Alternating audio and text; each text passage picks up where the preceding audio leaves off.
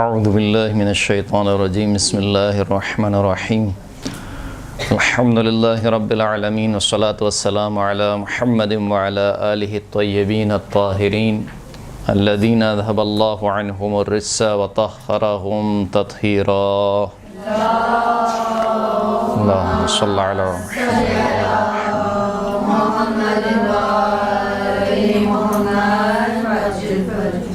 واللعنة الدائمة على أعدائهم أجمعين أما بعد فقد قال الله سبحانه وتعالى في كتابه المجيد بسم الله الرحمن الرحيم فبما رحمة من الله نلت لهم ولو كنت فظا غليظ القلب لانفضوا من حولك فاعف عنهم واستغفر لهم وشاورهم في الأمر فإذا عزمت فتوكل على الله إن الله يحب المتوكلين۔ سورہ مبارکہ آل عمران، اس کی آیت نمبر 159۔ خداوند کریم ارشاد فرماتا ہے کہ فبما رحمت من اللہ، بس جو اللہ کی جانب سے رحمت ہے اس کے سبب نلت لہم، آپ ان لوگوں کے لیے کیا ہو گئے؟ نرم خو ہو گئے، آپ کا مزاج نرم ہو گیا۔ کس وجہ سے؟ خداوند کریم کی رحمت کے سبب۔ ولو کنت فظا غلیظ القلب، اور اگر آپ سخت گیر ہوتے، آپ کا دل سخت ہوتا، لانفضوا من حولک، تو یہ جو آپ اصحاب دیکھ رہے ہیں یہ سب کے سب آپ کو چھوڑ کے چلے جاتے۔ فاعف عنہم، بس آپ ان کی جو غلطیاں ہیں، جو ان کی کوتاہیاں ہیں، ان سے درگزر کیجئے۔ واستغفر لہم، ان کے لیے استغفار کیجئے۔ وشاورہم فی الامر، اور معاملے میں ان سے مشورہ لیجئے۔ فَإِذَا عَزِمْتَ فَتَوَكَّلْ عَلَى اللَّهِ، مشورے کے بعد جب آپ کوئی فیصلہ لے لیں تو فیصلہ لینے میں اللہ پر توکل کریں۔ ان اللہ یحب المتوکلین، خداوند کریم توکل کرنے والوں کو پسند فرماتا ہے۔ جیسے کہ بتایا گیا ہے کہ ابھی سیمسٹر شروع ہوا ہے، اور یہ شاید دوسری کلاس ہے یا پہلی کلاس ہے۔ علم دین اور بالخصوص کوئی بھی علم ہو، اس علم کے ساتھ ساتھ اگر تربیت نہ ہو تو اس علم کا کوئی فائدہ نہیں ہوتا۔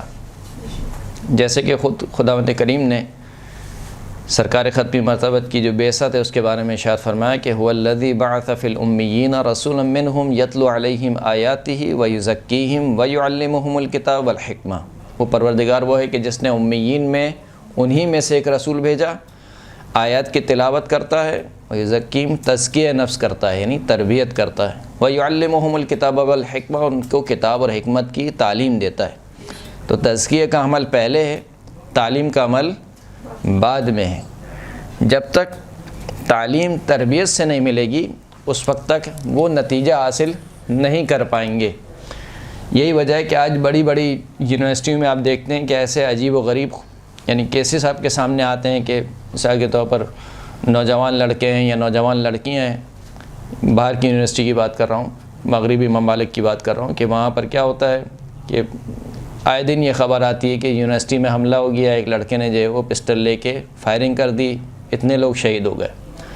یا پاکستان کی یونیورسٹی کی آپ بات کریں تو مثال کے طور پر خبر آتی ہے کہ بھئی یونیورسٹی کے لڑکے نشہ کی لت میں لگ رہے ہیں، یا یونیورسٹی کی لڑکیاں مثال کے طور پر نشے کی لت میں لگ رہی ہیں۔ اس کی وجہ کیا ہے؟ کہ اس کی وجہ یہ ہے کہ ہمارا جو فوکس ہے وہ کس چیز پر ہے؟ تعلیم پر ہے، تربیت پہ نہیں ہے۔ خیر پاکستان میں تو تعلیم پہ بھی نہیں ہے، لیکن جو رہا سہا کچھ ہے وہ ہم صرف فوکس کر رہے ہیں کہ بچے کو کسی طریقے سے ڈگری مل جائے، اور جیسے ہی ہم سمجھتے ہیں کہ ڈگری مل جائے گی تو اس کی لائف سنور جائے گی، وہ اچھی جگہ جاب کر لے گا، اور جو ہے وہ پھر اس کے بعد کیا ہوگا؟ مثال کے طور پر اس کی شادی ہو جائے گی، اس کی زندگی اچھی گزرے گی۔ تو یہ ایک سوچنے کا انداز ہے جو ہم سوچتے ہیں، اور ایک سوچنے کا انداز یہ ہے کہ بالآخر ہم سب کو اس دنیا سے رخصت ہو کے جانا ہے ایک اگلی دنیا میں، یعنی جس کو ہم فیوچر سمجھ رہے ہیں وہ در حقیقت فیوچر ہے ہی نہیں، وہ کیا ہے؟ ایک خواب ہے۔ جیسے مولا کائنات نے فرمایا کہ الناس نیام، لوگ سب کے سب سو رہے ہیں، اذا ماتوا انتبہوا، جب یہ مریں گے تو پھر خواب غفلت سے بیدار ہوں گے۔ تو دیکھا جائے تو ہم سب کے سب کیا ایک بہت ہی مختصر سی زندگی گزارنے کے لیے یہاں پر آئے ہیں، لہٰذا جو ہے وہ بہت تاکید کے ساتھ آپ دیکھیں گے ائمہ علیہم السلام کی روایات میں جو کہا گیا ہے دار و ممرن، دنیا کو کیا کہا گیا؟ دار ممر۔ دار ممر یعنی گزرگاہ، ایک راستہ ہے، یعنی راستے میں انسان کبھی بھی ٹھہرتا نہیں ہے، نہ ہی اس راستے کو اپنا مکان بناتا ہے، بلکہ ایک راستہ ہے، یہاں سے گزر کر اس کو جانا ہے ایک الگ جگہ پر۔ اگر اسی راستے کو انسان منزل بنا لے تو کبھی بھی اپنے اصلی ہدف تک نہیں پہنچ سکتا۔ تو جو اصلی ہمارا فیوچر ہے، مستقبل ہے، بالآخر وہ آخرت ہے۔ اس دنیا تو بہرحال کٹ جائے گی، ہر ایک کی کٹ رہی ہے اور کٹ جائے گی، یعنی غریب شخص کی بھی دنیا کٹ رہی ہے، امیر شخص کی بھی دنیا کٹ رہی ہے، جو بیمار ہے اس کی بھی دنیا بالآخر کٹ رہی ہے، جو صحت مند ہے اس کی بھی دنیا کٹ رہی ہے۔ بالآخر یہ دنیا گزر جائے گی، آپ چاہے جس حال میں بھی ہوں، آپ بہت اچھی لائف جی رہے ہوں، بہت اچھی زندگی جی رہے ہوں دنیاوی اعتبار سے، تب بھی یہ گزر جائے گی۔ اور آپ اگر کہا جائے کہ میری زندگی، خدا نخواستہ کوئی مومن یہ خیال کرے کہ سب سے بدتر زندگی میری ہے دنیاوی اعتبار سے، کہ نہ میرے پاس پیسے ہیں، نہ میرے پاس گھر ہے، نہ میرے پاس گاڑی ہے، نہ میرے بچے مثال کے طور پر صحیح طریقے سے پڑھ پا رہے ہیں، اگر اس خیال کو بھی انسان سوچے تب بھی یہ ایک دن ختم ہو جانا ہے۔ تو ہر زندگی ختم ہو جانے والی ہے، جو رہنے والی زندگی ہے وہ آخرت کی ہے۔ تو کیونکہ ہمارا فوکس نہیں ہے تربیت کے اوپر، لہٰذا ہمارا سارا فوکس ہے آ گیا کس کے اوپر؟ ڈگری کے اوپر، یعنی ڈگری ہونی چاہیے، تعلیم ہونی چاہیے۔ پہلے زمانے میں ایسا نہیں تھا، اور جتنے بھی انبیاء کو بھیجا گیا اصل ہدف یہی تھا کہ ان کی تعلیم کے ساتھ ساتھ ان کی کیا کی جائے؟ تربیت کی جائے۔ لہٰذا جب مثال کے طور پر پرانے زمانے کی بات کروں، حوزے کی بات کروں میں، حوزہ علمیہ نجف یا حوزہ علمیہ قم، وہاں پر حاضری کے لیے رجسٹرڈ نہیں ہوتا تھا، کوئی حاضری نہیں ہوتی تھی، اٹینڈنس نہیں ہوتی تھی۔ کیوں نہیں ہوتی تھی اٹینڈنس؟ اس لیے کہ ان کو پتہ ہے کہ اگر طالب علم ذمہ دار ہے تو بغیر کسی عذر کے چھٹی نہیں کرے گا۔ اسی طریقے سے درس میں کوئی اجبار نہیں تھا کہ آپ فلاں کے درس میں بیٹھیں، فلاں کے درس میں بیٹھیں، فلاں کے درس میں بیٹھیں، اس لیے کہ معلوم تھا کہ کیونکہ یہ طالب علم ہے، پڑھنے آئے یہاں پر، لہٰذا یہ گھر پہ بیٹھ کے سوئے گا نہیں، یہاں پر آ کے پڑھے گا۔ ہمارے استاد کا ایک واقعہ تھا، وہ گئے ایران میں، غالباً شاید 40 کا موقع تھا، تو آیت اللہ سستانی کے دفتر سے کچھ ہدیہ دیا گیا، ان کے ساتھ کچھ طالب علم بھی تھے، یعنی حوزے کے طالب علم، تو ان کو کچھ ہدیہ دیا گیا کہ یہ ہدیہ ان طالب علموں کے لیے۔ تو انہوں نے اسی طریقے سے ایک ٹیبل تھی، اس ٹیبل کے اوپر وہ ہدیہ رکھ دیا۔ ہدیہ کیا ہے؟ $100 کی گڈی ہے، $100 کی گڈی ایسی رکھ دی انہوں نے، اور کہا کہ ایک ایک طالب علم آتے جائے اور اس کو $1 کی، یعنی ایک نوٹ اٹھائے اور چلتا جائے۔ تو کسی دوسرے شخص نے ان سے کہا کہ یہ آپ نے ایسے رکھ دیے پیسے، تو کہا ہاں کیا ہوا؟ کہا کہ یہ $، ہے۔ تو انہوں نے کہا کہ وہ طالب علم ہے۔ یعنی کیا مطلب؟ یعنی وہ طالب علم ہے، وہ سمجھتا ہے کہ اس کا کیا حق ہے۔ اگر اتنا علم دینے کے بعد، اتنا حوزہ پڑھنے کے بعد بھی مجھے کیمرہ لگانا پڑے اور مجھے $1 یا بندہ بٹھانا پڑے کہ وہ سب کو $1 دے، اس کا مطلب کیا ہے کہ علم صرف سکھایا گیا، تربیت نہیں ہوئی ہے۔ کیونکہ تربیت نہیں ہوئی ہے لہٰذا ہمیں کیمرے لگانے پڑتے ہیں، صحیح نا؟ مدرسے میں بھی کیمرے ہیں، یہاں پہ بھی کیمرے ہیں۔ کیوں کیمرے ہیں؟ یہ اس کا ہدف کیا تھا؟ یعنی اسلامی تعلیم یہ تھی کہ ان اللہ یرا، اللہ دیکھ رہا ہے، صحیح ہے، اللہ دیکھ رہا ہے۔ اسلام نے ہمیں یہ سکھایا تھا، لیکن ہم نے کیا سکھایا؟ کیمرے کی آنکھ دیکھ رہی ہے۔ جب کیمرے کی آنکھ دیکھ رہی ہے اس کا مطلب یہ ہے کہ آپ نے تربیت نہیں کی، آپ نے صرف علم دیا لیکن تربیت نہیں ہوئی۔ بالخصوص یعنی یہ جو تعلیم ہے جو جس کے لیے ہم یہاں پر آپ اور ہم جمع ہوئے ہیں، میں خود بھی ایک طالب علم ہوں، آپ اور ہم مل کر جو ایک مباحثہ کر رہے ہیں، بالآخر یہ تعلیم اسی وقت فائدہ دے گی جب تربیت کے ساتھ ہوگی، اور اس تربیت کا نام ہے تزکیہ نفس۔ اس تزکیے کے ساتھ ساتھ جو ایک اور اہم چیز ہے وہ اخلاق ہے، جیسے کہ خود رسول خدا کے بارے میں خداوند کریم کہہ رہا ہے کہ فَبِمَا رَحْمَةٍ مِّنَ اللَّهِ نِلْتَ لَهُمْ، یعنی وہ سرکار ختمی مرتبہ جو معلم انسانیت ہیں، پوری انسانیت کو درس دینے، تعلیم دینے آئے ہیں، ان کے بارے میں خداوند کریم کہہ رہا ہے کہ اللہ کی رحمت ہے کہ آپ لوگوں کے لیے کیا ہو گئے؟ نرم ہو گئے.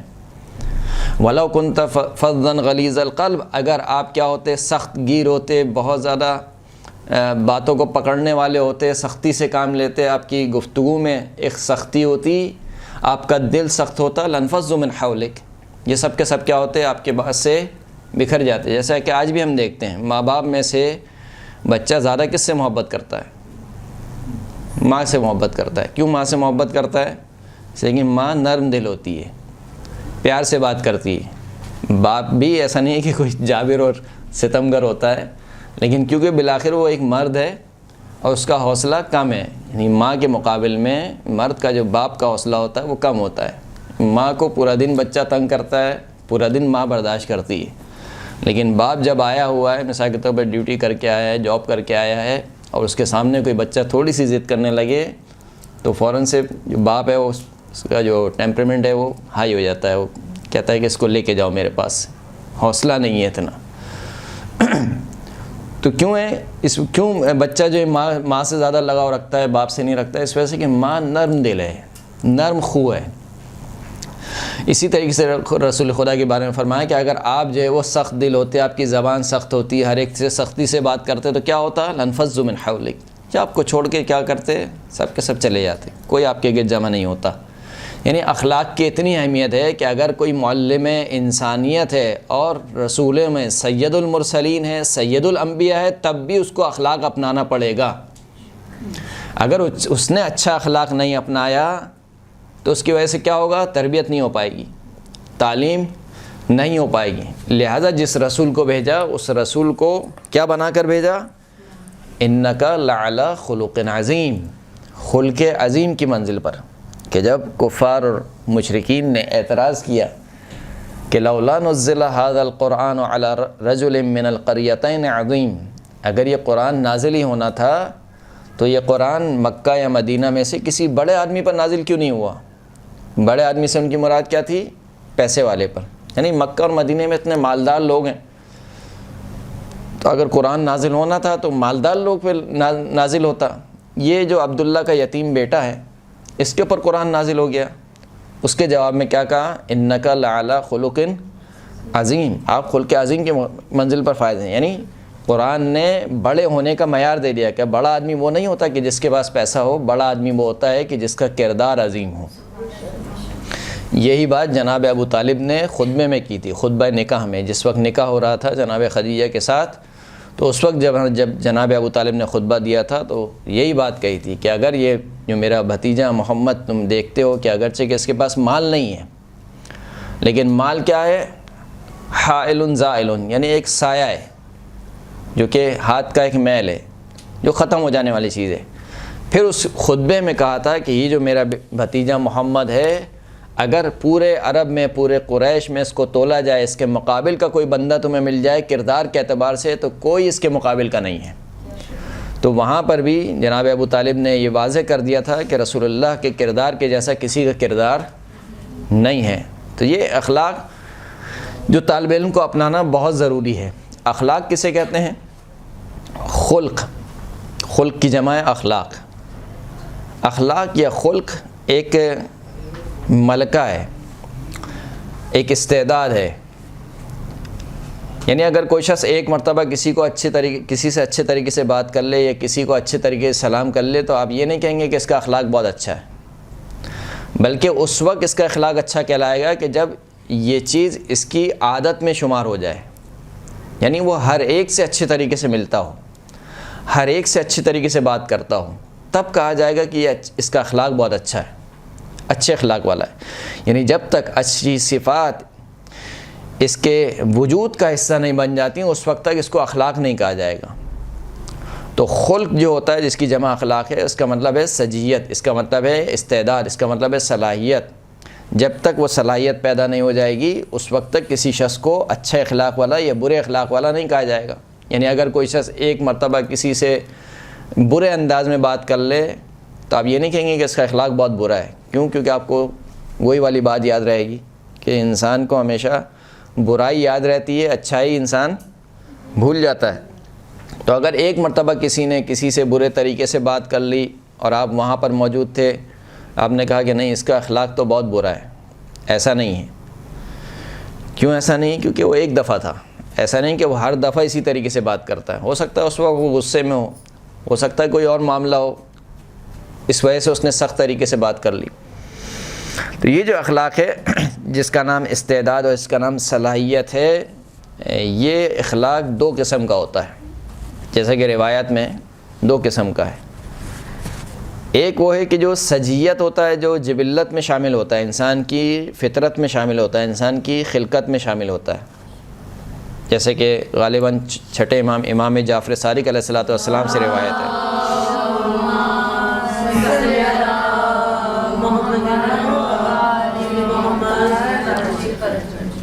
کہ اخلاق جو ہے وہ دو قسم کا ہے، ایک سجیہ ہے اور ایک نیت ہے۔ نیت کا مطلب کیا ہے؟ راوی نے پوچھا کہ کیا مطلب؟ کہا کہ ان دونوں میں سے افضل کون ہے؟ تو امام نے کہا کہ دیکھو، جو سجیت ہے یعنی جس کی خلقت میں ہی اچھا اخلاق شامل ہے، اس کو اپنے اوپر جبر نہیں کرنا پڑے گا، کیونکہ اس کی خلقت میں شامل ہے۔ یعنی ایک شخص ہے جو آپ نے دیکھا ہے کہ ہر وقت ٹھنڈے مزاج کا آدمی ہے، آپ کہتے ہیں نا کہ یہ بہت ٹھنڈے مزاج کا آدمی ہے، ہمیشہ ہم نے اس کو دیکھا ہے کہ بہت ٹھنڈے مزاج سے گفتگو کرتا ہے، تو اس کا مطلب ہے کہ اس کی خلقت میں شامل ہے۔ اور ایک وہ شخص ہے کہ جس کی خلقت میں شامل نہیں ہے ٹھنڈا مزاج، وہ گرم مزاج کا آدمی ہے، لیکن اس کے باوجود وہ اپنے اس گرم مزاجی پر کیا کرتا ہے؟ کنٹرول کرتا ہے، صبر کرتا ہے، جبر کرتا ہے، اور جبر کر کے اپنے آپ کو لے کر آتا ہے کہاں پر؟ نرم مزاجی کی طرف۔ امام سے پوچھا گیا کہ ان دونوں میں سے کون سا اخلاق افضل ہے؟ امام نے فرمایا کہ جو صبر کر رہا ہے اچھے اخلاق پر، اس کا اخلاق کیا ہے؟ افضل ہے۔ کیوں افضل ہے؟ کیونکہ جس کی خلقت میں شامل ہے اس کو کوئی محنت نہیں کرنی پڑ رہی ہے، لیکن جس کی خلقت میں شامل نہیں ہے، یعنی آپ اس کو یوں سمجھیے کہ اگر کوئی شخص کہ جس کو نعوذ باللہ نستجیر باللہ کسی شخص کو جھوٹ بولنے کی عادت ہو گئی ہے، وہ رہ ہی نہیں سکتا جھوٹ بولے بغیر، یعنی کچھ لوگ ہوتے ہیں نا، یعنی وہ خامخواہ ہی جھوٹ بولتے ہیں، اتنی عادت ہو گئی کہ خامخواہ ہی جھوٹ بولتا ہے۔ اب اگر وہ چاہے کہ میں سچ بولوں تو اس کو کتنا جبر کرنا پڑے گا اپنے اوپر، یعنی اس کو محنت کرنی ہے اپنے اوپر۔ تو کیونکہ اس کو اپنے اوپر محنت کرنی ہے، تو امام نے فرمایا کہ اس کا اخلاق کیا ہے؟ افضل ہے۔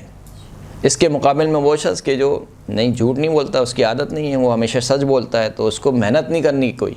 جس شخص کو محنت کرنی ہے اس کا اخلاق کیا ہے؟ افضل ہے۔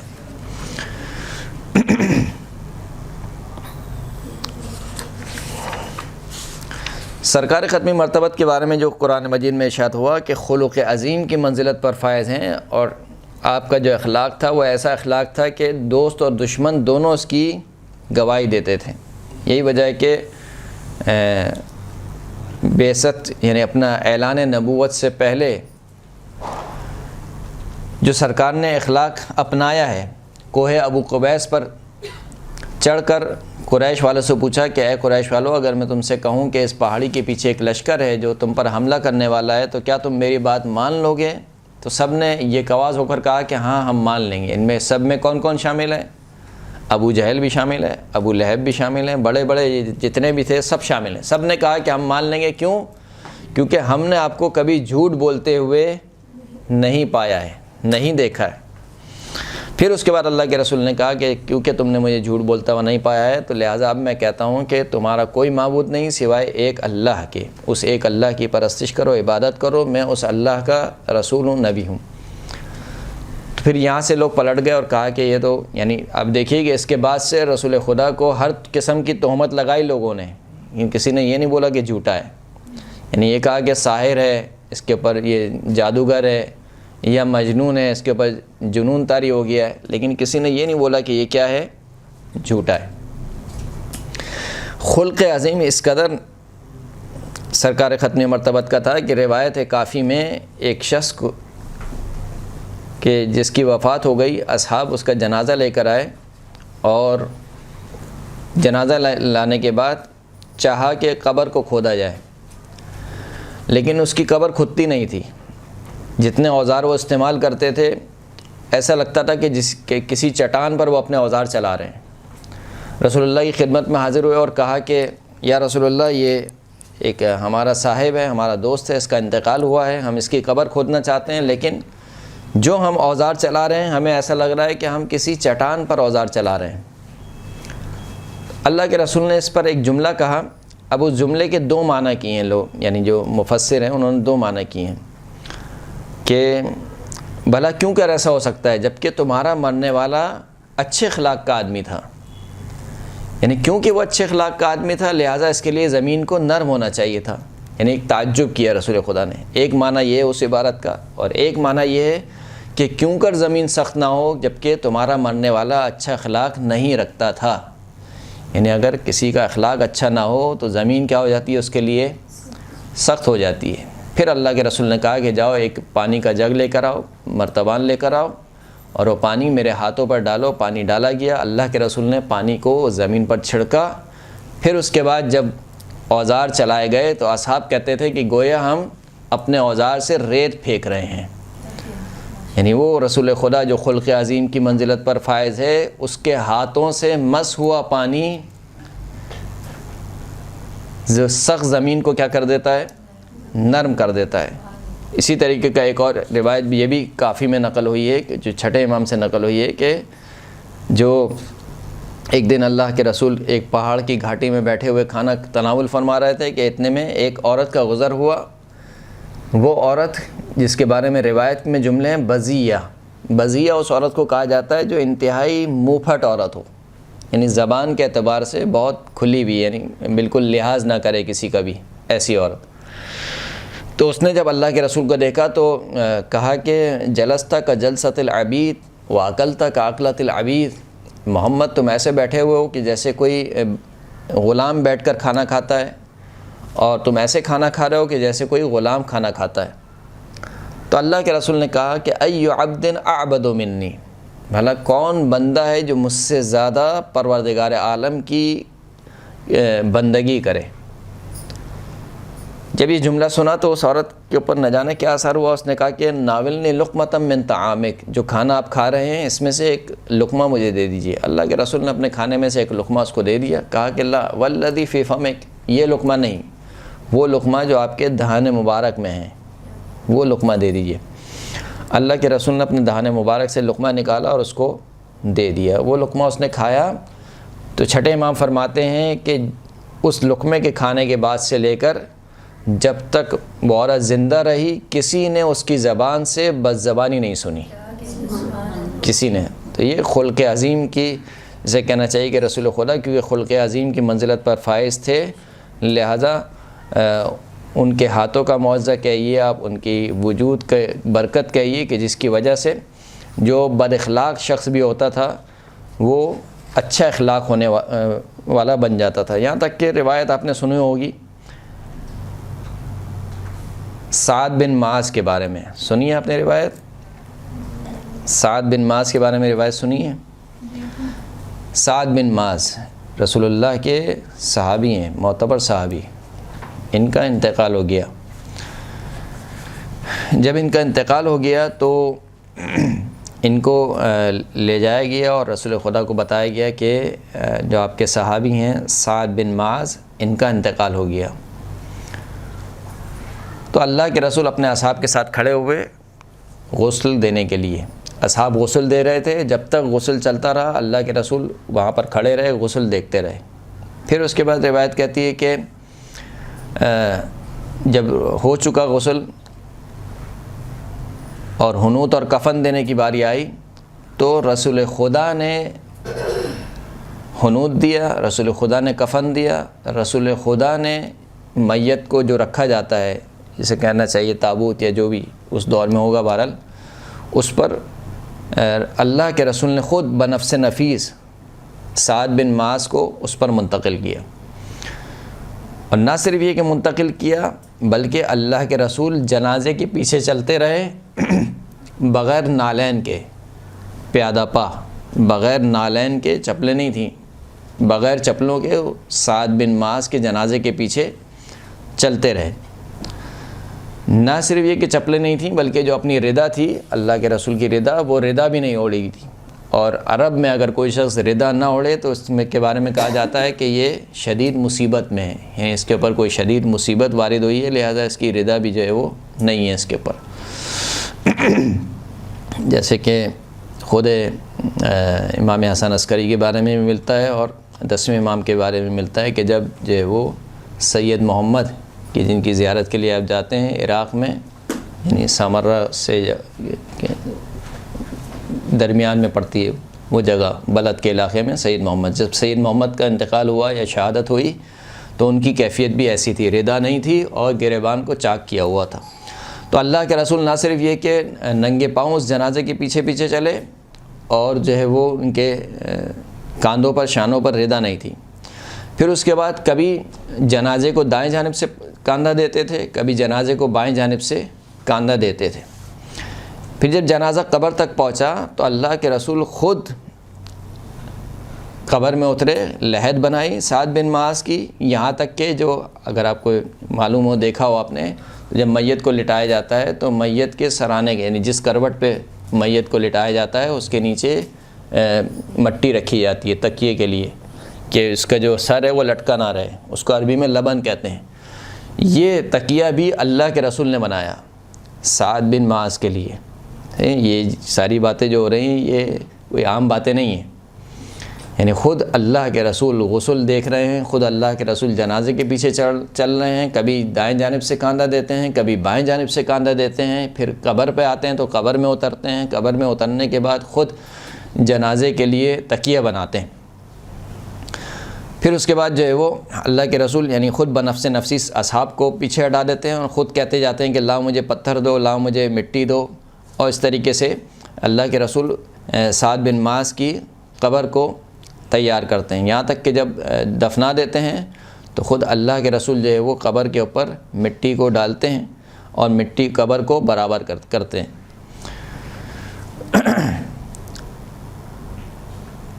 یہ سارا منظر جب سعد بن معاذ کی والدہ نے دیکھا جو ام سعد تھیں، تو ام سعد نے کہا کہ یا سعد ہنیئا لک الجنہ، اے سعد تجھے جنت گوارا ہو۔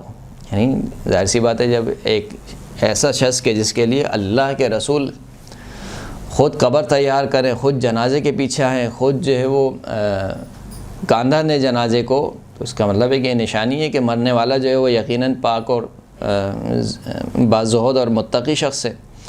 تو کہا کہ اے سعد تجھے جنت مبارک ہو۔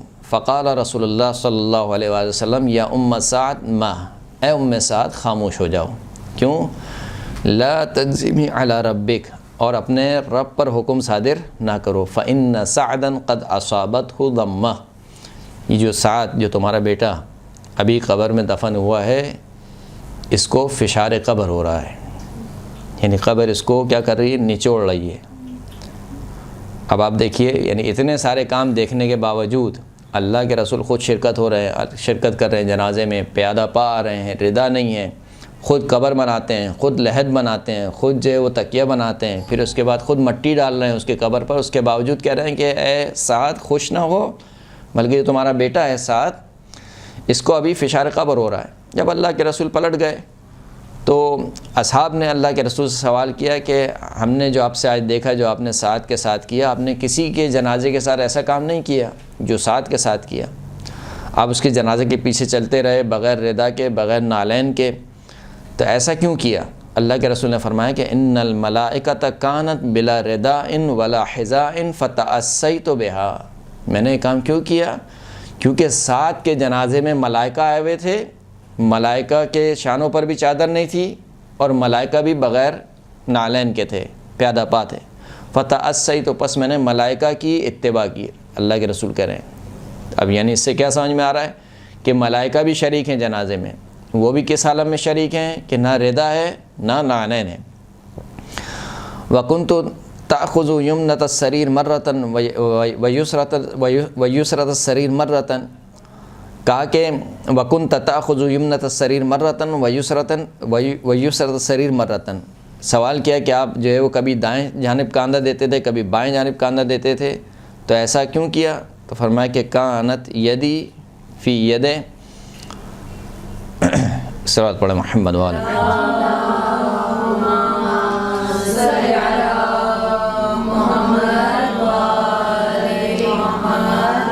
فرمایا کانت یدی فی ید جبرائیل علیہ السلام آخذو حیث یاخذو، میرا جو ہاتھ تھا وہ جبرائیل علیہ السلام کے ہاتھ پر تھا، جہاں سے جبرائیل کاندھا دیتے تھے وہیں سے میں بھی کاندھا دیتا تھا۔ یعنی سعد بن معاذ ملائکہ شریک ہیں، جبرائیل بھی کاندھا دے رہے ہیں اور وہیں سے اللہ کے رسول بھی کاندھا دے رہے ہیں۔ پھر کہا کہ آپ نے جو ہے وہ ان کے غسل کا حکم دیا اور آپ نے ان کی نماز جنازہ پڑھی، ان کے لیے لحد بنائی، اور پھر اس کے بعد یہ سارے کام کرنے کے بعد آپ نے جو والدہ ہے سعد کی اس سے کہا کہ ان سعدا قد اصابتہ ضمہ، کہ سعد کو فشار قبر ہو رہا ہے۔ تو یہ ہماری سمجھ میں نہیں آیا، یعنی اتنے سارے کام ہوئے کہ سعد کے جنازے میں آپ نے شرکت کی، سعد کو آپ نے قبر میں اتارا، سعد کی قبر آپ نے بنائی، لحد آپ نے بنائی، اس کے تکیہ گاہ آپ نے بنایا، پھر آپ نے اس کے باوجود کہا کہ سعد کو جو ہے وہ فشار قبر ہو رہا ہے۔ تو اللہ کے رسول نے فرمایا کہ نعم انہو کان فی خلقہ مع اہلہ سوءا، یہ فشار قبر کیوں ہو رہا ہے؟ کیونکہ سعد ابن معاذ کا اخلاق اپنے گھر والوں سے اچھا نہیں تھا۔ یعنی ساری فضیلتیں اپنی جگہ، اسی لیے ہم کہتے ہیں کہ جو اخلاق ہے وہ 24 گھنٹے کی ڈیوٹی ہے، وہ پارٹ ٹائم جاب نہیں ہے۔ بس اوقات ایسا ہوتا ہے کہ ہم کلاس میں آ کے لوگ دیکھتے ہیں کہ ہاں مولانا صاحب کا کیا اچھا اخلاق ہے، گھر والوں سے پوچھیں مولانا صاحب کا کیا اخلاق ہے۔ صحیح؟ تو اخلاق جو ہے وہ ہر جگہ ہونا چاہیے، ہر ایک کے ساتھ ہونا چاہیے، یہ نہیں کہ اپنے من پسند لوگوں کے ساتھ آپ کا اخلاق بہت اچھا ہے۔ صحیح؟ جیسے عموماً کہا جاتا ہے کہ اگر لڑکی کے میکے والے آئیں تو بہت اچھا اخلاق ہوتا ہے، لڑکی کے سسرال والے آئیں تو پھر اس دن دیکھا جاتا ہے کہ اس کا اخلاق کتنا اچھا ہے۔ تو اخلاق جو ہے وہ ہر ایک کے ساتھ انسان کا اچھا ہونا چاہیے، چاہے وہ کوئی بھی ہو اس کے ساتھ انسان اچھے اخلاق سے پیش آئے۔ تو کہا کہ سعد کا اخلاق جو ہے وہ اس کے گھر والوں کے ساتھ اچھا نہیں تھا، تو میاں بیوی کے درمیان بھی اخلاق جو ہے وہ کیا ہونا چاہیے؟ اچھا ہونا چاہیے۔ یہاں تک کہ روایت ملتی ہے کہ صلوات پڑھیں محمد و آل محمد۔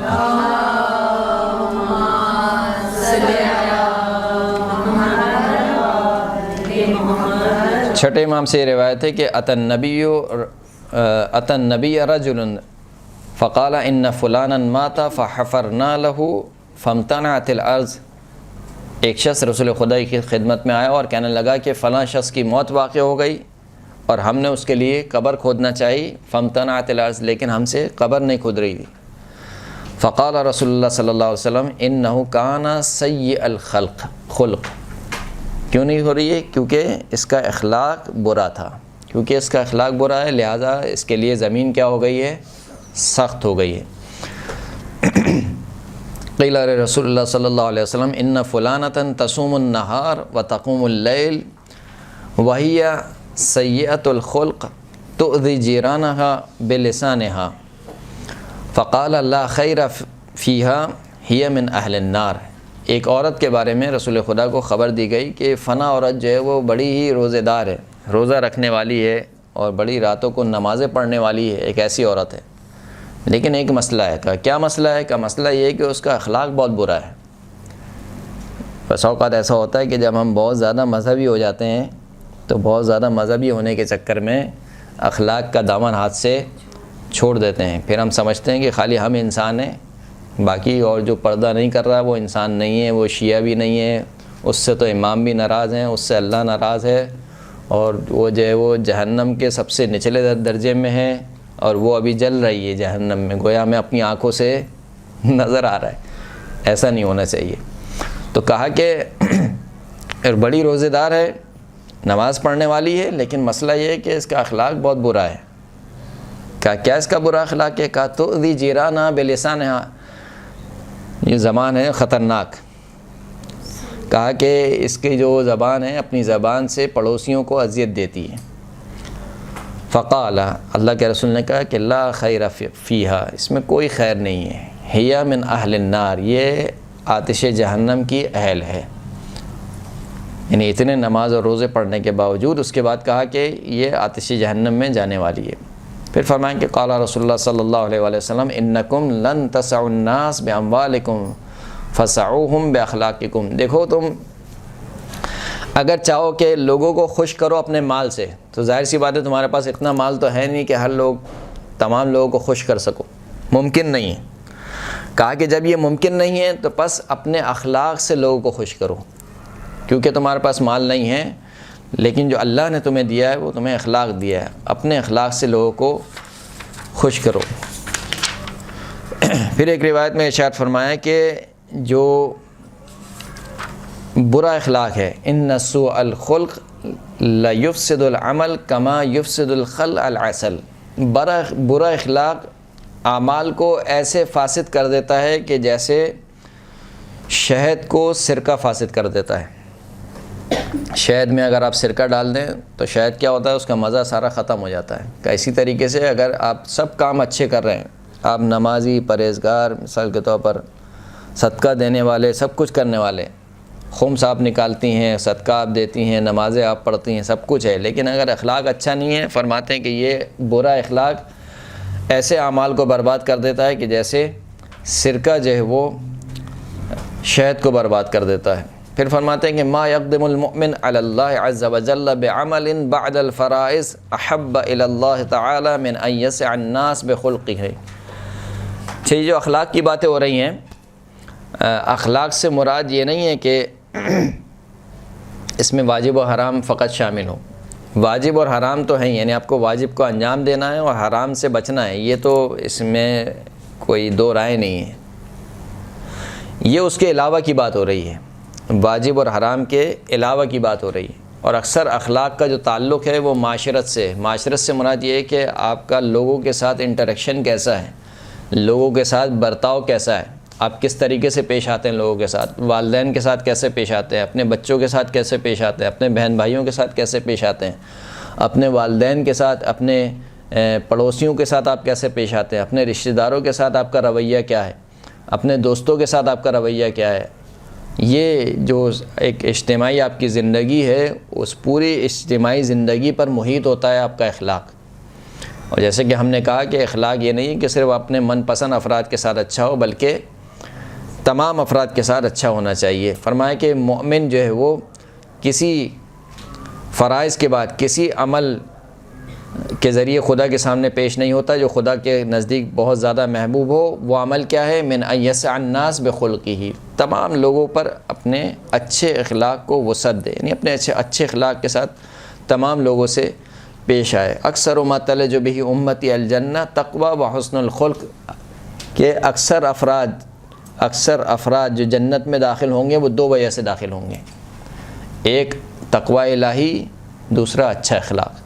اچھا اخلاق نہیں ہوگا تو جنت میں داخل نہیں ہو پائیں گے۔ ایک صلوات پڑھیں محمد و آل محمد۔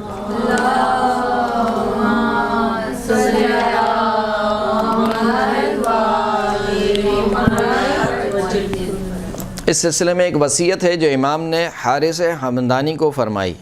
حارث ہمدانی کون ہے؟ حارث ہمدانی حارث بن عبداللہ ہمدانی، امام کے شیعوں میں سے، امام کے چاہنے والوں میں سے حارث، جس کے بارے میں وہ مشہور حدیث بھی ہے کہ مولا متقیان نے فرمایا تھا کہ یا حار و حمدان من یمت یرانی، اگرچہ کہ یہ شعر ہے لیکن اس کو اسی حدیث سے لیا گیا ہے کہ جو شخص بھی مرے گا وہ مجھے دیکھے گا۔ مولا کائنات نے فرمایا کہ جو شخص بھی مرے گا وہ مجھے دیکھے گا۔ حدیث میں بھی ہے کہ جو شخص بھی مرے گا، چاہے وہ مومن ہو چاہے وہ کوئی بھی ہو، یعنی چاہے کافر ہو چاہے منافق ہو چاہے وہ مومن ہو، وہ مجھے دیکھے گا۔ مومن اس حال میں دیکھے گا کہ جس طریقے سے وہ میرا عقیدہ رکھتا ہے، اور منافق اس حال میں دیکھے گا کہ جس طریقے سے وہ میرے متعلق عقیدہ رکھتا ہے۔ یہ حارث ہمدانی کو ایک جو ہے وہ امام نے نصیحت فرمائی، اخلاقی نصیحت فرمائی، اور فرمایا کہ وَتَمَسَّكْ بِحَبْلِ اللَّهِ بِحَبْلِ الْقُرْآنِ وَاسْتَنصِحْهُ وَأَحِلَّ حَلَالَهُ وَحَرِّمْ حَرَامَهُ۔ پہلی نصیحت کیا ہے؟ تمسک بحبل القرآن، قرآن کی رسی کو تھامے رہو، واستنصحوا، قرآن سے نصیحت لو، وأحل حلالہ وحرم حرامہ، قرآن کے حلال کو حلال جانو، قرآن کے حرام کو حرام جانو۔ آج جو ہمارے معاشرے کا سب سے بڑا المیہ ہے وہ کیا ہے؟ قرآن سے دوری، یعنی پڑھنے کی حد تک بھی ہم دور ہیں، عمل تو بعد کی بات آئے گی کہ قرآن پر کیسے عمل کیا جائے، پڑھنے کی حد تک۔ پہلے مجالس ہوتی تھیں، مجلس سویم ہوتی تھی، مجلس برسی ہوتی تھی، مجلس چیلم ہوتا تھا، اشتہار لکھا ہوا آتا تھا، کیا قرآن خوانی و مجلس سویم، قرآن خوانی و مجلس چیلم، قرآن خوانی و برسی۔ اب قرآن خوانی ڈیلیٹ ہو گیا اس میں سے، کیونکہ قرآن کوئی پڑھتا ہی نہیں ہے، قرآن کوئی پڑھتا نہیں ہے۔ خواتین تو پھر بھی پڑھتی ہیں، نے خود اب دیکھا ہے، لیکن مردوں میں سے تو اگر آپ ریشو نکالیں تو شاید نہ ہونے کے برابر افراد ہیں جو یعنی اپنے محروم کے لیے قرآن نہیں پڑھ رہا، جو شخص تو اپنے لیے کیا قرآن پڑھے گا۔ تو قرآن کو نہ پڑھنا یہ ایک انتہائی اسے کہنا چاہیے کہ الارمنگ ہے۔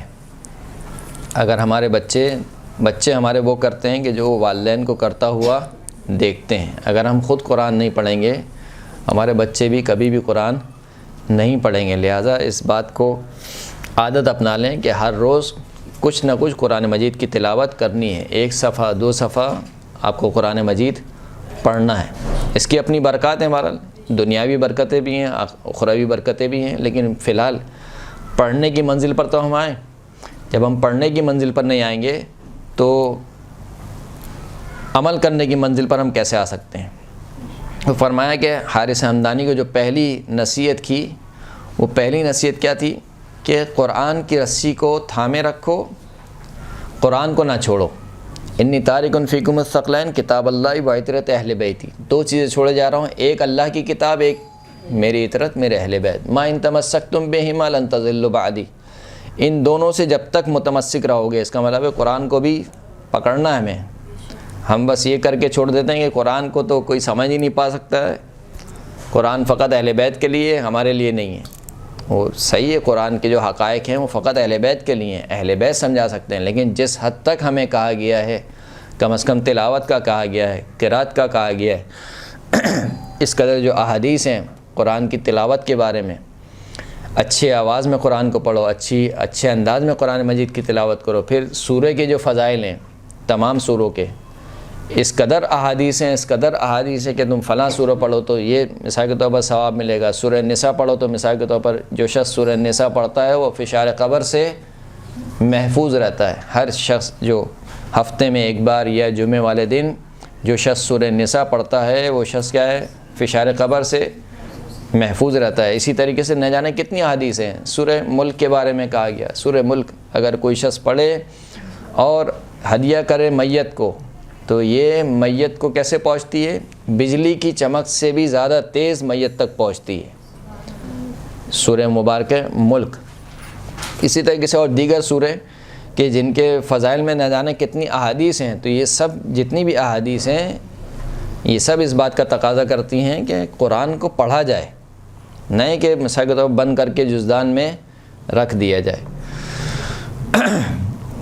فرمایا کہ وسطن سے ہو، قرآن سے نصیحت لو۔ ایک اور خطبے میں، خطبہ نمبر 176، اس میں امام فرماتے ہیں کہ وَاعْلَمُوا أَنَّ هَذَا الْقُرْآنَ هُوَ النَّاصِحُ الَّذِي لَا يَغُشُ، جان لو کہ یہ قرآن وہ نصیحت کرنے والا ہے جو کبھی بھی دھوکہ نہیں دیتا۔ یعنی اگر قرآن سے نصیحت لوگے تو قرآن تمہیں دھوکہ نہیں دے گا۔ وَالْحَادِ الَّذِي لَا يُضِلُّ، قرآن ایسی ہدایت کرنے والا ہے جو کبھی بھی گمراہ نہیں کرے گا۔ والمحدث الذی لا یکذب، قرآن ایسی گفتگو کرنے والا ہے جو کبھی جھوٹ نہیں بولتا ہے۔ وما جالس ھذا القرآن احد الا قام عنہ بزیادۃ او نقصان، زیادۃ فی ھدی او نقصان من عمی، کوئی شخص بھی قرآن مجید کے ساتھ نہیں بیٹھتا مگر یا کسی زیادتی کے ساتھ اٹھتا ہے یا کسی کمی کے ساتھ اٹھتا ہے۔ زیادتی کس چیز میں؟ کا زیادتی ہوتی ہے ہدایت میں، ما زیادۃ فی الھدی، یا تو اس کی ہدایت میں اضافہ ہوتا ہے، اور نقصان من عبا، یا پھر اس کی گمراہی میں کمی ہوتی ہے۔ یعنی خلاصہ یہ ہے کہ قرآن کے ساتھ اگر اپنا رشتہ بنا لو گے تو تمہیں نقصان نہیں ہوگا، ہمیشہ فائدے کا سودا ہے۔ قرآن کے ساتھ نشست و برخاست کرو۔ وَاعْلَمُوا أَنَّهُ لَيْسَ عَلَى أَحَدٍ بَعْدَ الْقُرْآنِ مِنْ فَاقَةٍ وَلَا لِأَحَدٍ قَبْلَ الْقُرْآنِ مِنْ غِنَى، جان لو کہ قرآن کے ساتھ کسی کے لیے بھی کوئی فقر و فاقہ نہیں ہے، اور قرآن جس کے ساتھ قرآن نہ ہو اس کے پاس کوئی بے نیازی نہیں ہے۔ یعنی اگر کسی شخص کے پاس پوری دنیا کا مال و دولت ہے لیکن قرآن نہیں ہے تو امام فرماتے ہیں کہ وہ شخص فقیر ہے، اور اگر کوئی دنیا کا فقیر ترین شخص ہے لیکن قرآن اس کے پاس ہے، قرآن کے ساتھ ہے، حامل قرآن جس کو روایت میں کہا گیا، حامل قرآن کا مطلب کیا ہے؟ بہت وسیع مفہوم ہے۔ قرآن پر عمل کرنے والا بھی، قرآن کو حفظ کرنے والا بھی، قرآن کو پڑھنے والا بھی، یہ سب حامل قرآن میں آتے ہیں۔ قرآن کو پڑھنے والا، اس پر عمل کرنے والا، اس کو حفظ کرنے والا اگر قرآن کے ساتھ ہے تو کہا کہ کوئی فقیری نہیں ہے۔ فاستشفوه من ادوائکم واستعینوا به علی لأوائکم، فرمایا کہ پس قرآن سے کیا کرو، اپنی بیماریوں کے بارے میں شفا طلب کرو۔ فَإِنَّ فِيهِ شِفَاءً مِّنْ أَكْبَرِ الدَّاءِ وَهُوَ الْكُفْرُ، قرآن مجید میں سب سے بڑی بیماری کی دوا ہے۔ سب سے بڑی بیماری کون سی ہے؟ وَهُوَ الْكُفْرُ، کفر ہے۔ وَالنِّفَاقُ وَالْغَيُّ وَالضَّلَالُ، سب سے بڑی بیماری کفر ہے، نفاق ہے، گمراہی ہے، اور کیا ہے؟ سرکشی ہے۔ یہ سب سے بڑی بیماریاں ہیں۔ ان کی دوا کس چیز میں ہے؟ قرآن مجید میں ہے۔ فاسألوا اللہ بہ وتوجہوا الیہ بحبہ ولا تسألوا بہ خلقہ، فرمایا کہ بس اللہ سے سوال کرو قرآن مجید کے وسیلے سے، اور خداوند کریم کی طرف متوجہ ہو بحبہ، قرآن مجید سے محبت کرنے کے وسیلے سے۔ انہ ما توجہ العباد الی اللہ تعالی بمثلہ واعلموا انہ شافع مشفع، جان لو کہ قرآن مجید ایسا شفاعت کرنے والا ہے کہ جس کی شفاعت قبول ہے، یعنی رد نہیں کی جائے گی۔ قیامت میں جہاں بہت سے لوگ شفاعت کر رہے ہوں گے، ان شفاعت کرنے والوں میں ایک شفاعت کرنے والا قرآن مجید ہوگا، اور اسی طریقے سے شکایت کرنے والوں میں ایک شکایت کرنے والا قرآن مجید ہوگا۔ تین چیزیں شکایت کریں گی خدا کی بارگاہ میں، ایک قرآن، ایک کیا مشہور حدیث ہے یہ، ایک قرآن، ایک مسجد، اور ایک عالم۔ تین چیزیں خدا کی بارگاہ میں شکایت کریں گی، خدا قرآن تو نے دیا لیکن یہ قرآن پڑھتے نہیں تھے، قرآن پر عمل نہیں کرتے تھے۔ جیسے کہ قرآن مجید کی آیت بھی ہے کہ اس دن، قیامت کے دن، رسول خدا کیا اٹھیں گے کہ ان قومی، میری جو قوم ہے اس نے قرآن کو کیا کر دیا؟ چھوڑ دیا، مہجورہ، چھوڑ کے رکھ دیا۔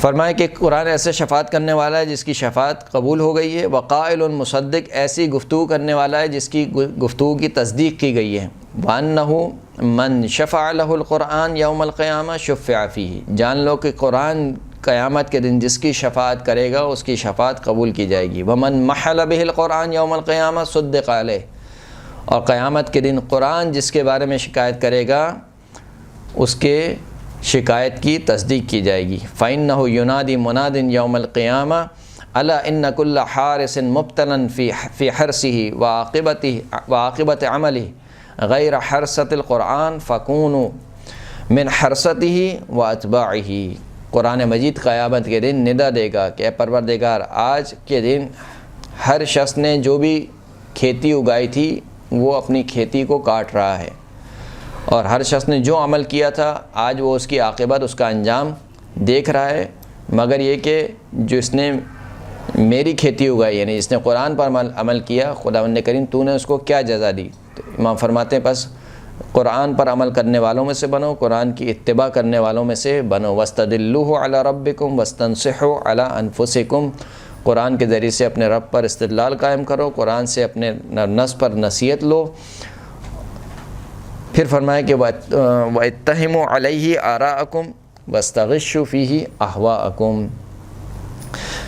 یہ ایک نصیحت تھی جو امام نے سب سے پہلی نصیحت حارث حمدانی کو کی کہ قرآن مجید سے متمسک رہو، وصدق بما سلف من الحق واعتبر۔ دوسری نصیحت کیا کی؟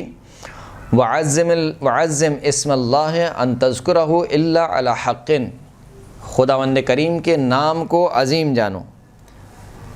عظیم جانو سے کیا مراد ہے؟ فرمایا کہ خداوند کریم کا نام نہ لو مگر یہ کہ اسی وقت نام لو کہ جب تم حق پر ہو، یعنی ہمارے یہاں کیا ہوتا ہے، بات بات پر قسم خدا کی، قسم اللہ کی، فرماتے ہیں کہ یہ نہ کرو، اللہ کے نام کو عظیم جانو۔ اور یہ قسم اس قدر عظیم ہے کہ یہاں تک کہ ایک دفعہ چھٹے امام نے اپنا حق چھوڑ دیا۔ دعویٰ ہوا امام کا کسی کے ساتھ، قاضی کے پاس لے کر گئے، قاضی نے کہا کہ امام سے سوال کیا کہ آپ کے پاس گواہ ہیں؟ کہا کہ نہیں میرے پاس گواہ نہیں ہے۔ دوسرے شخص سے کہا تمہارے پاس گواہ ہے؟ اس نے کہا کہ میرے پاس بھی گواہ نہیں ہے۔ تو پھر امام سے کہا کہ آپ قسم کھائیں، اللہ کی قسم کھائیں کہ یہ مال آپ کا ہے۔ امام نے کہا کہ نہیں میں قسم نہیں کھاتا، یہ مال اس کو دے دو. پھر جب راوی نے پوچھا کہ آپ نے قسم کیوں نہیں کھائی, آپ حق پر تھے, تو کہا کہ میں نے عظیم جانا اس بات کو, حیا کی میں نے کہ میں خداوند کریم کا نام لوں. قسم کھانا کوئی عام بات نہیں ہے, اسے ہم آج کل کے معاشرے میں تو بالکل ہی عام ہو گیا ہے. فرمایا کہ اللہ کے نام کو عظیم جانو کہ اللہ کا تذکرہ کرو, مگر یہ کہ اسی وقت کرو کہ جب تم حق پر ہو. پھر فرمایا کہ وَأَكْثِرْ ذِكْرَ الْمَوْتِ وَمَا بَعْدَ الْمَوْتِ, جتنا ہو سکے موت کو یاد کرو, اور جو موت کے بعد آنے والی زندگی ہے اس کو یاد کرو. ہمارے یہاں کچھ عجیب و غریب معاملات ہیں ہمارے معاشرے میں. مثال کے طور پر کوئی موت کی زیادہ باتیں کرے تو کیا کہتے ہیں, ارے تم کیا ہو گیا, تمہیں وہم ہو گیا, تمہیں چھوڑو. یعنی ائمہ کہہ رہے ہیں, خدا کہہ رہا ہے کہ تم موت کو یاد کرو. ہم کہتے ہیں کہ نہیں چھوڑو, ابھی تم مثال کے طور پر کوئی نئی نویلی دلہن ہو, وہ اگر کوئی موت کا تذکرہ کر دے تو وہ تو بالکل ہی بدشگونی ہو جاتی ہے, کہ اتنی بدشگونی, یہاں تک کہ کہا کہ کفن کو آمادہ رکھو, روزانہ اس کفن کو دیکھو. اور ہمارے یہاں تو کیا, اگر کوئی دلہن کربلا سے کفن لیا ہے ساس کے لیے, کہے کہ یہ آپ کے لیے کفن ہے, تو اس کے اوپر کیا ہوگا پھر, جھگڑا. درست ہے. تو ہم جو ہے وہ بالکل جملہ ہوگا, ہم جو ہے وہ بالکل الٹے چل رہے ہیں. یعنی خداوند کریم کہہ رہا ہے, ائمہ اطہار کہہ رہے ہیں کہ تم موت کو یاد کرو, بہت زیادہ موت کو یاد کرو. موت کی یاد کیا ہے, لذات. جیسے کہ رسول خدا نے فرمایا کہ وَأَكْثِرُوا حَادِمَ اللَّذَّاتِ, لذتوں کو منہدم کرنے والی چیز کو بہت کثرت کے ساتھ یاد کرو. تو صحابہ نے سوال کیا کہ حادم اللذات کیا ہے, کثرتوں کو منہدم کرنے والی چیز کیا ہے؟ فرمایا ذکر الموت, موت کا ذکر. موت کا ذکر جب انسان ایک مرتبہ صرف تصور کرے کہ ابھی میری موت واقع ہو جائے اور ابھی مجھے مثال کے طور پر دفنا دیا جائے تو میری کیفیت کیا ہوگی, صرف اتنا تصور کرنے سے ہی انسان کیا ہوتا ہے, گناہ سے ہاتھ کھینچ لیتا ہے. پھر فرماتے ہیں کہ وَلَا تَتَمَنَّ الْمَوْتِ إِلَّا بِشَرْطٍ وَثِيقٍ, موت کی تمنا نہ کرو مگر یہ کہ تم بالکل مطمئن ہو اپنے عمل سے, اپنے کردار سے. صحیح ہے. آج کل کیا ہوتا ہے, آج کل عورتیں کہتی ہیں بسا اوقات, ہائے مجھے موت آ جائے, ہائے یہ ہو جائے, ہائے وہ ہو جائے. بھائی آپ کو کیوں موت آ جائے آپ کو؟ تو فرمایا کہ وَلَا تَتَمَنَّ الْمَوْتِ, موت کی تمنا نہ کرو, إِلَّا بِشَرْطٍ وَثِيقٍ, مگر یہ کہ تمہیں اپنے عمل پر, اپنے کردار پر بہت ہی بھروسہ ہو کہ ہاں میں اس کردار کا حامل ہوں کہ اگر آج بھی مجھے موت آ جائے تو کوئی مسئلے کی بات نہیں ہے. تو ہے کوئی ایسا ہم میں سے کہ آج بھی موت آ جائے تو میں اسی کردار کے ساتھ خدا کے سامنے پیش ہو سکتا ہوں. وَاحْذَرْ كُلَّ عَمَلٍ يَرْضَاهُ صَاحِبُهُ لِنَفْسِهِ وَيَكْرَهُ لِعَامَّةِ الْمُسْلِمِينَ. یہ بہت اہم ہے. فرمایا کہ ہر اس عمل سے دور ہو, ہر اس عمل سے بچو کہ جس کا انجام دینے والا تو خود اس عمل کو اپنے لیے پسند کرے, لیکن جب کسی دوسرے کو وہ عمل کرتا ہوا دیکھے تو اس کو ناپسند کرے. یعنی ایک عمل اگر میں انجام دوں تو بہت اچھا ہے, وہی عمل اگر دوسرا انجام دے تو بہت برا ہے. ایسے عمل سے کہا کہ پرہیز کرو. جو اپنے لیے پسند کرتے ہو وہی دوسروں کے لیے پسند کرو, جو دوسروں کے لیے ناپسند کرتے ہو وہی اپنے لیے ناپسند کرو. اگر تم سمجھتے ہو کہ کوئی تمہارا ذکر کرے, تمہاری غیبت کرے, تمہیں ناپسند ہے, کیوں؟ کیونکہ تمہاری غیبت ہو رہی ہے, تمہارا تذکرہ برے الفاظ میں ہو رہا ہے اور تم ناپسند کرتے ہو, تو یقیناً تم دوسروں کے لیے بھی اس چیز کو ناپسند کرو کہ تم دوسروں کی غیبت نہ کرو. وَاحْذَرْ كُلَّ عَمَلٍ يُعْمَلُ بِهِ فِي السِّرِّ وَيُسْتَحْيَا مِنْهُ فِي الْعَلَانِيَّةِ. یہ بہت اہم ہے. ہر اس عمل سے بچو, ہر اس عمل سے پرہیز کرو کہ جس عمل کو چھپ کر تو انجام دیا جائے لیکن علی الاعلان شرم کی جائے. یعنی ایک عمل انسان چھپ کر انجام دے رہا ہے کیونکہ اس کے خیال میں ہے کہ کوئی نہیں دیکھ رہا. وہی جو درس کے شروع والی بات, یعنی خدا کیا سمجھانا چاہ رہا ہے, اللہ دیکھ رہا ہے. وَعْلَمْ أَنَّ اللَّهَ يَرَى, جان لو کہ اللہ دیکھ رہا ہے. چھپ کر جب انسان گناہ انجام دیتا ہے تو سمجھتا ہے کہ کوئی نہیں دیکھ رہا. اس لیے امام ایک اور جگہ ارشاد فرماتے ہیں کہ تنہائی میں گناہ کرنے سے بچو. اس کی وجہ کیا ہے؟ اس کی وجہ یہ ہے کہ جو دیکھنے والا ہے وہی حاکم ہے. یعنی اس وقت جو فیصلہ صادر کرنے والا ہے وہی گواہ ہے. گواہ بھی اللہ ہے, فیصلہ صادر کرنے والا بھی اللہ ہے. آپ کسی دوسرے گواہ کو تو جھٹلا سکتے ہیں، اللہ کو کیسے جھٹلائیں گے؟ تو فرمایا کہ ہر اس عمل سے بچو کہ جس کو تنہائی میں تو انجام دو، لیکن علی الاعلان انجام دینے میں کیا کرو؟ شرم محسوس کرو۔ واحذر کل عمل اذا سئل عنہ صاحبہ انکرہ او اعتذر منہ، ہر اس عمل سے بچو کہ جب اس عمل کے بارے میں اس کے صاحب سے پوچھا جائے کہ کیا تم نے کام انجام دیا، انکرہ، انکار کرے، یا انکار کرے، او اعتذر من، یا اس عمل کے بارے میں عذر خواہی کرے۔ مثال کے طور پر آپ سے کوئی پوچھے کہ تم نے فلاں غیبت کی تھی، دو کام ہوں گے، یا تو آپ انکار کر دیں گے کہ نہیں میں نے نہیں کی تھی۔ تم نے چوری کی تھی، آپ کہیں گے نہیں میں نے چوری نہیں کی تھی۔ تم نے جھوٹ بولا، کہا نہیں میں نے جھوٹ نہیں بولا۔ تم نے فلاں کام کیا، نہیں کیا۔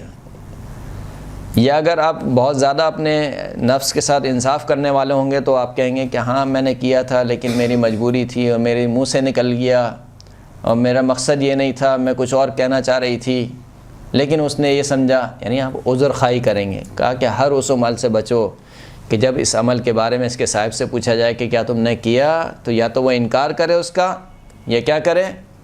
عذر خواہی کرے۔ اس کا مطلب ہے کہ عمل برا تھا، یعنی دونوں باتیں اس بات پر دلالت کرتے ہیں۔ اگر آپ انکار کر رہے ہیں تو اس کا مطلب ہے کہ عمل برا تھا، یعنی آپ نہیں چاہتے ہیں کہ ایک برے عمل کی نسبت آپ کی طرف دی جائے، غیبت کی نسبت آپ کی طرف دی جائے، جھوٹ کی نسبت آپ کی طرف دی جائے، تہمت کی نسبت آپ کی طرف دی جائے، ممکن نہیں ہے۔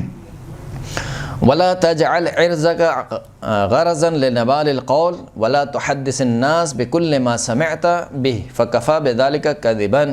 فرمایا کہ دیکھو اپنی جو عزت اور آبرو ہے اس کو لوگوں کی زبانوں کے تیروں کے نشانوں پہ نہ رکھو، یعنی ایسا عمل نہ کرو کہ لوگ تمہارے بارے میں خواہ مخواہ کی باتیں بنائیں، یعنی ایسا عمل ہی نہ کیا جائے۔ ہر اس عمل سے انسان بچے کہ جس کے عمل انجام دینے کے بعد آپ کو پتہ ہے کہ باتیں بنیں گی تو فائدہ نہیں ہے۔ تو کہا کہ اپنی جو عزت ہے، اپنی جو آبرو ہے اس کو بچاؤ۔ اب یہ جملہ خاص کر عورتوں کے لیے، ولا تحدث الناس بكل ما سمعت، ہر چیز جو سنو وہ فوراً سے نہ بول دو، صحیح چیز آئے کہ سننے میں اس میں اور مرچ مسالہ لگا کے بولا جائے، وہ تو بالکل ہی بدتر ہے۔ یعنی آپ نے ایک بات سنی ہے، اس ایک بات میں چار باتیں اور ایڈ کر کے آگے بول دی جائیں۔ امام فرمائے کہ جو سنتے ہو یعنی جتنا سنا ہے اتنا بھی نہ بولو۔ ولا تحدث الناس بكل ما سمعت، ہر چیز جو سنتے ہو فوراً سے لوگوں کے سامنے نہ بول دو۔ فکفى بذلك كذبا، جھوٹ کے لیے یہی کافی ہے، جھوٹ کے لیے یہی کافی ہے۔ اسے ہمارے معاشرے میں کہا جاتا ہے کہ یہ بہت ہلکے پیٹ کا ہے۔ ہلکے پیٹ کا مطلب کیا ہے؟ یوں اس کو بات بتاؤ کہ یہ بات نہیں کہنی ہے، وہ فوراً سے دوسرے کو بات بول دے گا، وہ بھی یہ کہہ کے کہ یہ بات نہیں کہنی ہے وہ بھی آگے والے کو کیا بولے گا کہ یہ بات نہیں کہنی ہے، پھر آگے والے بھی یہ بولے گا کہ ہاں یہ بات ہوئی تھی لیکن بات کسی کو بتانا نہیں، اور پھر اس کے آگے والا بھی بتائے گا سب کو، پھر کہے گا کہ کسی کو بتانا نہیں۔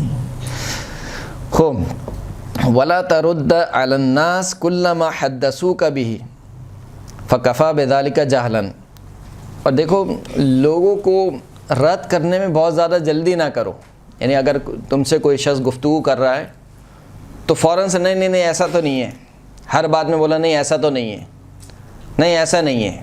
مثال کے طور پر جو بات سامنے والا کرے اب اس کو فوراً سے بولے نہیں ایسا نہیں ہے۔ رد کرنے میں، سامنے والے کو رد کرنے میں جلدی نہ کرو، سنو اس کی بات کیا کہہ رہا ہے، پھر اگر رد بھی کرنا ہے تو اچھے طریقے سے رد کیا جائے، نہ یہ کہ اس کی بات کو کاٹ کے اور ہر بات پہ کہا جائے کہ نہیں نہیں ایسا تو نہیں ہے، نہیں میں نے تو ایسا نہیں سنا، نہیں میں نے تو فلاں جگہ یہ سنا تھا۔ امام فرماتے ہیں فکفى بذلک جہلا، یہ ساری اخلاقی نصیحتیں ہیں۔ امام یہ ساری اخلاقی نصیحتیں کر رہے ہیں کہ اس کو حارث ہمدانی کو، جو کہ امام کا شیعہ، امام کا چاہنے والا ہے۔ واکظم الغیظ، اور اپنے غصے کو پی جاؤ۔ وتجاوز عند المقدرہ، یہ تو غصے کو پی جانے والا ایسا ہے کہ خود ائمہ نے کر کے دکھایا ہے، نہ جانے کتنے واقعات ہیں بھرے پڑے ہیں، سنتے رہتے ہیں آپ، جو امام حسن مجتبیٰ کا واقعہ شامی والا، امام زین العابدین کا واقعہ کہ جس میں خود امام کا رشتہ دار ہے، وہ امام کو آ کے مثال کے طور پر سب و شتم کر رہا ہے، اور پھر امام جا کے اس کے گھر پہ جاتے ہیں اور کہتے ہیں کہ اگر یہ ساری باتیں جو تو نے کہی ہیں اگر مجھ میں پائی جاتی ہیں تو میں اللہ سے معافی مانگتا ہوں، اور اگر نہیں پائی جاتی ہیں تو میں تیرے لیے استغفار کروں گا۔ اسی طریقے سے 7ویں امام کا جو لقب ہی ان کا کاظم ہے، امام موسیٰ کاظم کا لقب ہی کاظم ہے۔ کاظم لقب کیوں پڑا؟ کیونکہ بہت زیادہ غصے کو پی جانے والے تھے، ہر ایک کے سامنے اپنے غصے کا اظہار نہیں کرتے تھے، یہاں تک کہ آل خطاب میں سے ایک شخص تھا، آل خطاب وہی آل خطاب یعنی خلیفہ ثانی کے نسل میں سے ایک شخص امام کو بہت برا بھلا کہتا تھا، اور جب امام کی خدمت میں آتا تھا امام کو برا بھلا کہتا تھا، یہاں تک کہ ایک دن جو اصحاب تھے ان کا پارا ہائی ہو گیا اور کہا کہ ہم اس کو قتل کر دیں گے۔ امام نے کہا کہ نہیں، رک جاؤ۔ پھر اگلے دن امام گئے اس کی زمین پر جہاں وہ کھیتی باڑی کیا کرتا تھا، اور امام اپنے خچر کے ساتھ اس کی زمین پر چلتے چلے گئے، یہاں تک کہ امام کا خچر جو ہے وہ اس کی فصلوں کو رونتا ہوا پہنچا۔ اس نے چیخنا چلانا، پہلے ہی خار کھاتا تھا امام سے، چیخنا چلانا شروع کیا، اور یہ اور وہ فلاں، تم نے میری زمین خراب کر دی، فصل خراب کر دی۔ امام پہنچے اس کے پاس، کہا کہ یہ جو تم نے اگائی یہ فصل کتنی امید ہے، کتنا منافع کمال ہو گیا؟ اس نے کہا مثال کے طور پر 100 درہم۔ امام نے کہا کہ اشرفیوں کی تھیلی نکالی، کہا کہ یہ 200 درہم میری جانب سے، اور پھر کچھ اور پیسے دیے، کہا یہ اضافی پیسے یہ بھی تمہارے لیے۔ یہ کہہ کر امام وہاں سے چلے آئے۔ اگلے دن جب وہ شخص آیا تو بالکل بدلا ہوا، امام کا احترام کر رہا ہے، اکرام کر رہا ہے، اور ادب کے ساتھ امام کا نام لے رہا ہے۔ تو پھر اصحاب نے پوچھا کہ یہ کیا ماجرا ہے؟ کل تک تو یہ آپ سے اس قدر بے احترامی کرتا تھا، آج یہ کیا؟ امام نے کہا کہ دیکھو میں نے اس کے ساتھ یہ کیا، اب یہ بتاؤ کہ جو میں نے اس کے ساتھ کیا یہ زیادہ بہتر ہے یا تم جو اس کے ساتھ کرنا چاہتے تھے وہ زیادہ بہتر ہے؟ تم اگر کرتے تو کیا ہوتا؟ اس کی دنیا بھی برباد ہوتی، آخرت بھی برباد ہوتی۔ میں نے جو کیا وہ کیا کیا؟ اس کی دنیا بھی سنواری، پیسے بھی دیے اس کو، اور آخرت بھی اس کی سنور گئی، کیونکہ اب یہ اس کے دل میں میرے لیے بغض نہیں ہے۔ وتجاوز عند المقدرہ، اور جب قدرت حاصل کر لو تو تجاوز کرو، یعنی اگر مثال کے طور پر بس اوقات ایسا ہوتا ہے، ہم کہتے ہیں نا کہ موقع آنے دیں، اس کو چھوڑوں گا نہیں، میں ہاتھ آنے دو، میں اس کو چھوڑوں گا نہیں۔ تو یہ بھی ایک اماموں کی سیرت میں رہا ہے کہ امام قدرت آنے کے باوجود، یعنی جب امام کا وقت آتا تھا امام کیا کر دیتے تھے؟ چھوڑ دیتے تھے۔ واحلم عند الغضب، غصے کے عالم میں بردباری سے کام لو۔ وصفح مع الدولہ تکن لک العاقبہ، اور فرماتے ہیں کہ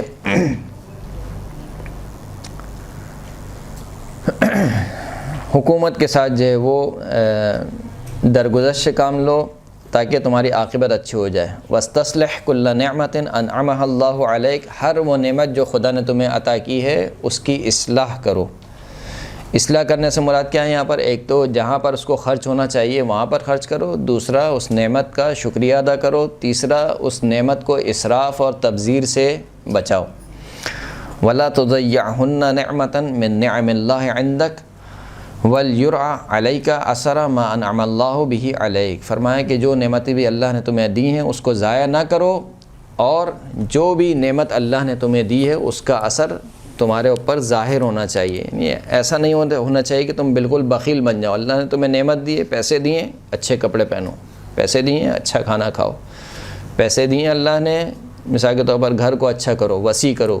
ایک اگر تمہیں وسیع گھر کی ضرورت ہے، بڑے گھر، ویسے بھی مستحبات میں سے ہے کہ انسان کا گھر بڑا ہونا چاہیے، یہاں تک کہ روایت میں بھی ہے کہ انسان کی سعادت میں سے ہے کہ اس کے پاس ایک بڑا گھر ہو۔ تو انسان مثال کے طور پر گھر بڑا کرے، اپنے اہل و عیال پہ خرچ کرے، ایسا نہ ہو کہ پیسوں کو جو جمع کے رکھ لے اور مٹھی میں رکھ لے اور نکالے ہی نہیں۔ یہاں تک کہ روایت میں آتا ہے کہ اگر تم نے ایسا کیا تو کیا ہوگا؟ خود تمہارے گھر والے، خود تمہارے بیوی بچے تمنا کریں گے خدایا اس کو اٹھا تاکہ جو اس کا پیسہ اس کے ہاتھ میں ہے وہ ہمیں ملے، یہ جائے گا تو ہمیں کچھ ملے گا۔ ایسا نہ ہو کہ جو خود گھر والے، تمہارے اپنے گھر والے تمنا کریں کہ جو ہے وہ خدایا اس کو موت دے دے۔ بہرحال ان سب چیزوں کا خلاصہ یہ ہے کہ طالب علم کے لیے 3 چیزیں بہت ضروری ہیں۔ ایک تو وہ علم ہے، بہرحال آپ کو علم سیکھنا ہے، علم کے بغیر آپ آگے نہیں جا سکتے ہیں۔ دوسری چیز جو ہے وہ تزکیہ نفس ہے، اس علم پر عمل کرنا ہے۔ تیسری چیز جو ہے وہ بالخصوص طالب علم کا اخلاق کیا ہونا چاہیے؟ اچھا ہونا چاہیے معاشرے میں، کیونکہ طالب علم کو ایک طریقے سے رول ماڈل بنایا جاتا ہے۔ جو دوسرے افراد ہیں، جو عام افراد ہیں، وہ یہ سمجھتے ہیں آپ مثال کے طور پر مجلس کہیں پڑھتی ہیں یا کہیں پر بھی ذاکری کے لیے جاتی ہیں تو وہ ان کی امید آپ سے یہ ہوتی ہے کہ آپ کا اخلاق بہت اچھا ہوگا، اس لیے کہ وہ یہ سمجھتے ہیں کہ آپ نے ان سے زیادہ پڑھا ہوا ہے، وہ یہ سمجھتے ہیں کہ آپ نے دین زیادہ سمجھا ہوا ہے ان سے، لہٰذا جب وہ سمجھتے ہیں، بلکہ لوگوں کے لیے تو خیر کیا، ویسے ہی خداوند کریم کے لیے انسان کا اخلاق کیا ہونا چاہیے؟ اچھا ہونا چاہیے۔ تو یہ تین چیزیں جب تک نہیں ملیں گی انسان اپنے ہدف پر نہیں پہنچ پائے گا، اور اخلاق جو ہے وہ ہر ایک کے ساتھ اچھا ہونا چاہیے۔